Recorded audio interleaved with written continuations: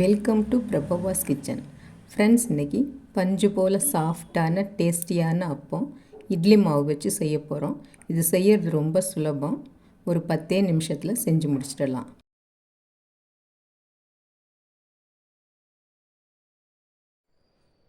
இதுக்கு ஃபஸ்ட்டு ஒரு பாத்திரத்தில் 1 கப் அளவு இட்லி மாவு எடுத்துக்கலாம்.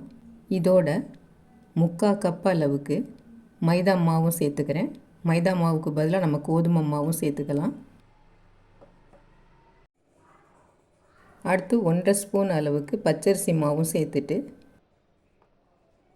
பொடித்த வெல்லம் 1/2 கப் அளவு சேர்த்துக்கலாம். வெல்லத்தை பாகு காய்ச்ச வேண்டிய அவசியம் இல்லை, அப்படியே சேர்த்துக்கலாம். அடுத்து ஒரு பிஞ்ச் அளவு உப்பு சேர்த்துட்டு ஏலக்காய் பொடி 3/4 டீஸ்பூன் சேர்த்துக்கலாம்.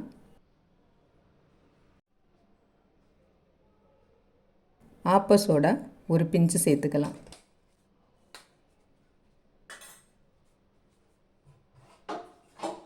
இப்போ இதில் ஒரு 1/2 கப் அளவு தண்ணியை விட்டு மாவை நல்லா கரைச்சிக்கலாம். தண்ணி அப்படியே மொத்தமாக சேர்த்துட வேண்டாம். முதல்ல பாதி தண்ணியை ஊற்றிட்டு இதை கரைச்சி விட்டுக்கலாம். மாவை கரைக்கிறப்ப வெல்லம் இலகி விட்டுடும், அதனால் பத்தலைன்னா மீதி தண்ணியை ஊற்றிக்கலாம்.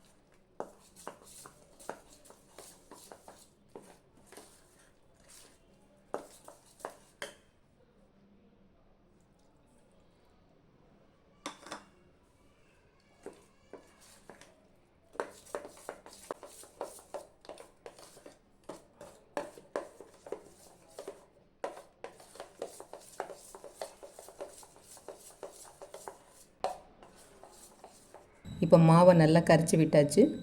அப்பம் மாவு ரெடி ஆகிடுச்சு. இப்போ அப்பம் ஊற்றுறதுக்கு இந்த மாதிரி ஒரு குழிக்கரண்டியை போட்டுக்கலாம்.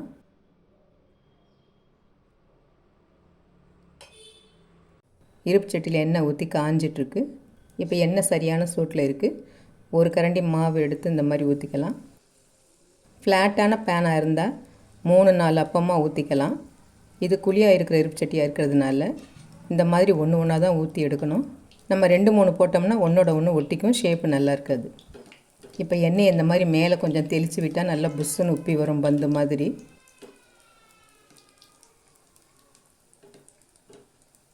இப்போ ஒரு பக்கம் வெந்துருச்சு, திருப்பி விட்டுக்கலாம்.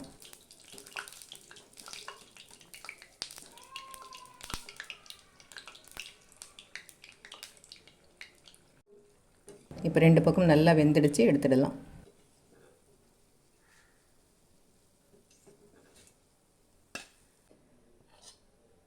அடுத்து இதே மாதிரி மீதம் இருக்கிற மாவை ஒவ்வொரு கரண்டியாக விட்டு நம்ம அப்பத்தை செஞ்சு எடுத்துக்கலாம்.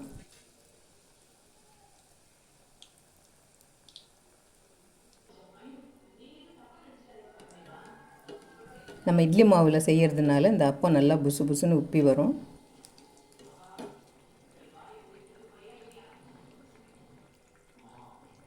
இப்போ 2 பக்கம் நல்லா வெந்துடுச்சு, எடுத்துடலாம்.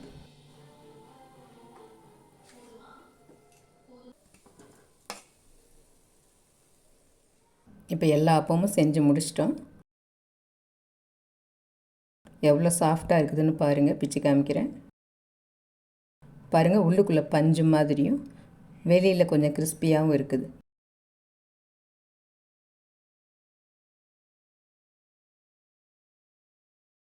இந்த டிஷ்ஷு பிடிச்சிருந்ததுன்னா லைக் பண்ணுங்கள், ஷேர் பண்ணுங்கள், மறக்காமல் சப்ஸ்கிரைப் பண்ணுங்கள். நன்றி.